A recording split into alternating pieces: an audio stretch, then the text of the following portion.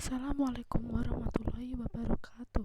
Perkenalkan, nama saya Adelia Putri Firlianti, nomor absen 1, kelas 11 MIPA 1. Di sini saya akan mempresentasikan tentang macam atau contoh pergaulan bebas biologi kelas 11 MIPA 1. Pergaulan bebas yang pertama adalah seks bebas. Seks bebas adalah salah satu contoh pergaulan bebas yang marak di kalangan remaja. Seks bebas merupakan praktik terlibat dalam aktivitas seksual yang sering dilakukan dengan pasangan yang berbeda atau tidak pandang bulu dalam memilih pasangan seksual.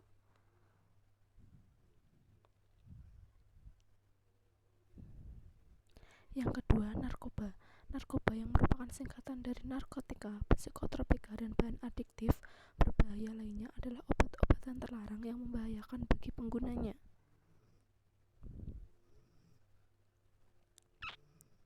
Yang ketiga, minuman keras atau alkohol. Minuman keras atau miras merupakan minuman beralkohol yang mengandung etanol. Yang keempat, clubbing atau dugem. Clubbing biasa dikenal dengan istilah dugem. Dalam bahasa Prancis, clubbing artinya pergi ke klub pada malam hari dengan tujuan untuk menghibur diri ataupun bersosialisasi atau skoyalis atau berbagai tujuan hiburan lainnya.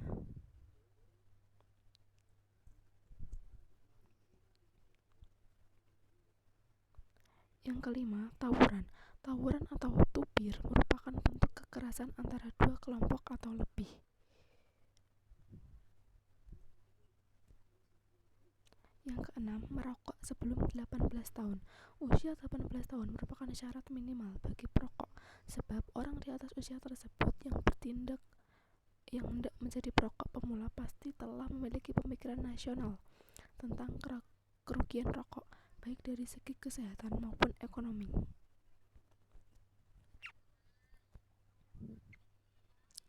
Mengenakan pakaian yang tidak sesuai norma. Yang nomor 7, ada beberapa masyarakat yang melarang penggunaan pakaian yang tidak sesuai dengan norma kesopanan setempat. Sebagai contoh, perempuan tidak boleh mengenakan pakaian minim dan ketat, sedangkan laki-laki yang tidak boleh mengenakan celana pendek.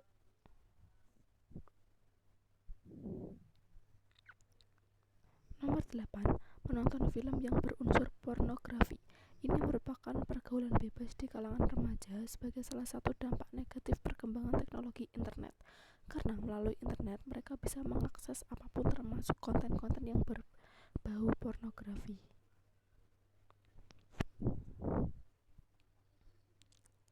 9. Balapan liar di jalan. Balapan liar di jalanan umumnya dilakukan pada larut malam dengan menggunakan sepeda motor modifikasi oleh anak-anak jalanan.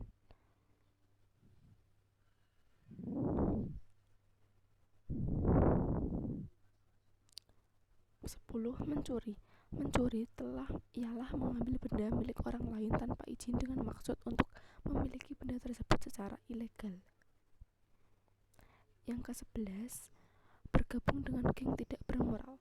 Pada dasarnya, penting bagi remaja untuk membentuk kelompok-kelompok sosial agar mereka belajar bersosialisasi dengan baik.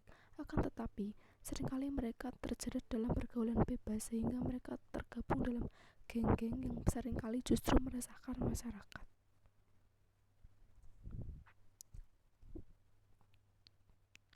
Yang ke-12, kebiasaan menyontek. Meskipun terdengar sederhana, tapi menyontek merupakan salah satu bentuk perilaku menyimpang yang banyak dilakukan oleh anak-anak sekolah.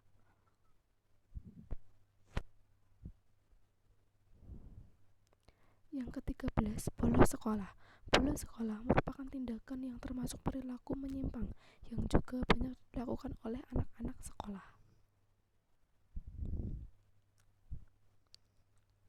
Yang ke-14, melanggar lalu lintas. Kebiasaan melanggar lalu lintas juga bisa diakibatkan oleh seseorang yang terjerumus dalam pergaulan bebas yang dikaitkan dengan kurangnya etika dalam mematuhi peraturan yang berlaku. Yang ke-15, mencoret-coret di sembarang tempat. Tindakan yang satu ini juga bisa terjadi ketika seorang terjerumus dalam pergaulan bebas yang menyebabkan rendahnya etika yang dimiliki. Kegiatan mencoret-coret tembok atau yang sering kita kenal dengan istilah graffiti adalah hal yang baik karena termasuk bentuk kreativitas seni. Akan tetapi, ketika itu dilakukan di tempat-tempat yang tidak seharusnya, maka itu termasuk perilaku yang menyimpang.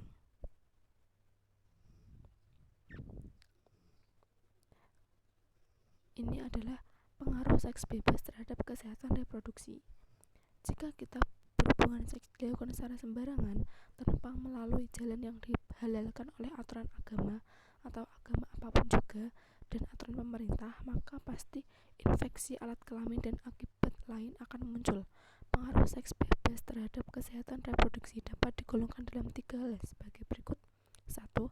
Pengaruh yang paling potensial dan nyata adalah tertular penyakit infeksi menular seksual atau IMS dengan segala akibatnya. Yang pertama, hamil di luar nikah dengan akibat meningkatnya kejadian aborsi. Yang kedua, tekanan psikologis sampai depresi.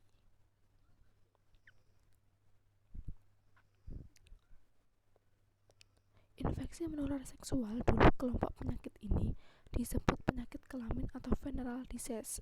Tetapi karena tidak hanya menyerang alat kelamin, maka mereka disebut penyakit menular seksual atau sexually transmitted disease, dan sekarang lebih terkenal dengan nama infeksi menular seksual atau IMS atau sexually transmitted infection, karena sebagian besar infeksi ini ditularkan melalui hubungan seks baik vaginal, oral maupun anal.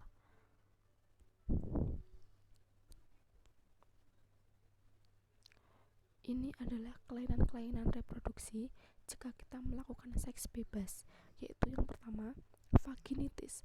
Vaginitis adalah penyakit reproduksi wanita dengan kondisi vagina yang mengalami infeksi.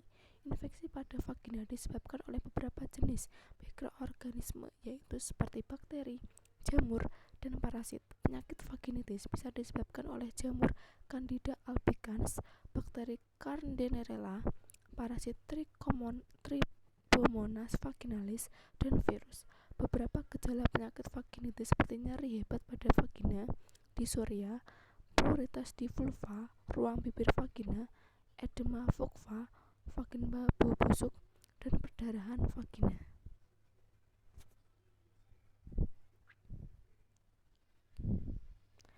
Yang kedua, Bartholinitis. Bartholinitis adalah sebuah penyakit sistem reproduksi yang terdapat infeksi pada kelenjar Bartholin.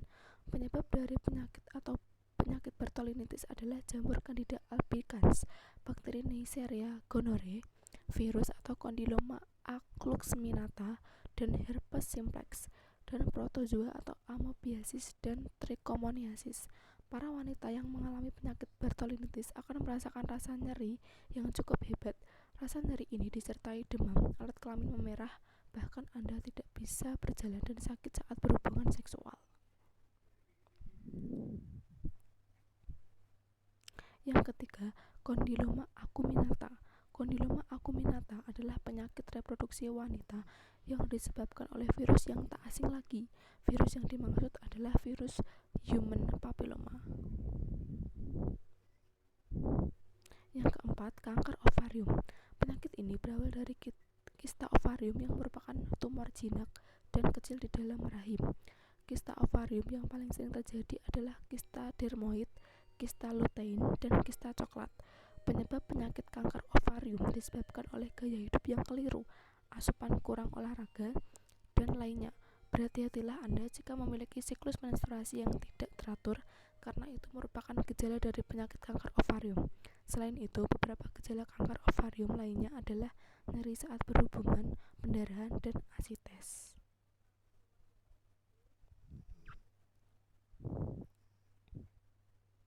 Yang kelima, kanker serviks. Kanker serviks adalah penyakit reproduksi wanita yang juga umum terjadi. Penyakit ini disebabkan karena adanya sel-sel abnormal yang tumbuh pada lapisan epitel serviks. Ini adalah kelainan reproduksi pada pria. Yang pertama, prostatitis. Prostatitis adalah penyakit reproduksi pria di mana kelenjar prostat mengalami infeksi. Penyebab dari prostatitis adalah bakteri. Bakteri yang menginfeksi kelenjar prostat pria adalah E. coli, Klebsiella, dan Proteus. Pria yang mengalami prostatitis akan memiliki beberapa gejala seperti sulit ejakulasi, gagal ereksi, dysuria, dan demam.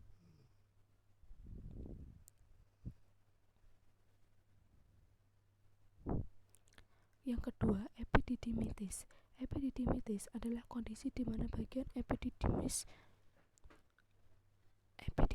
mengalami peradangan. Beberapa bakteri yaitu Candida trachomatis, E. coli, dan Neisseria gonorrhoeae adalah jenis bakteri yang sering menyebabkan penyakit epididymitis.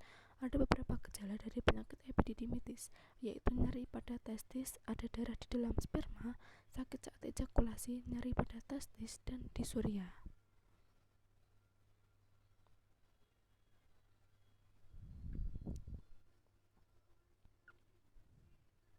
Yang ketiga, sifilis. Penyakit sifilis juga biasa disebut raja singa. Sifilis bisa terjadi karena aktivitas seksual. Selain itu, bisa juga karena transfusi darah. Bakteri yang menyebabkan sifilis adalah bakteri Treponema pallidum. Yang keempat, gonorrea. Gonorrea atau kencing nanah juga merupakan penyakit reproduksi pria yang sering terjadi. Penyebab dari gonorrea adalah bakteri Neisseria gonorrhoeae. Penyakit ini ditularkan melalui aktivitas seksual yang bebas dan menyimpang. Yang kelima, hipogonadisme. Hipogonadisme adalah kondisi di mana testis pria tidak dapat memproduksi hormon testosteron yang cukup. Penyebab dari hipogonadisme adalah infeksi testis, trauma pada testis, radang buah zakar, sindrom Klinefelter, dan sindrom Kallman. Pria yang mengalami hipogonadisme ini memiliki bentuk alat kelamin yang kurang sempurna dan disfungsi ereksi.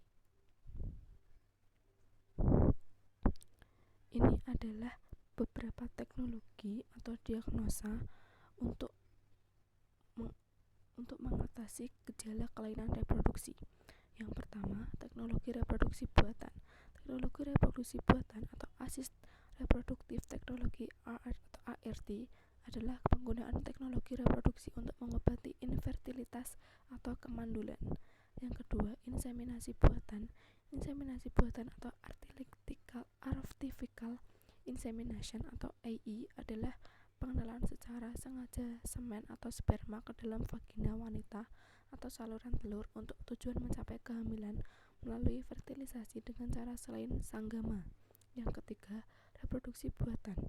Reproduksi buatan adalah penciptaan kehidupan baru selain dengan cara alami yang tersedia pada organisme. Yang keempat, cloning pada manusia.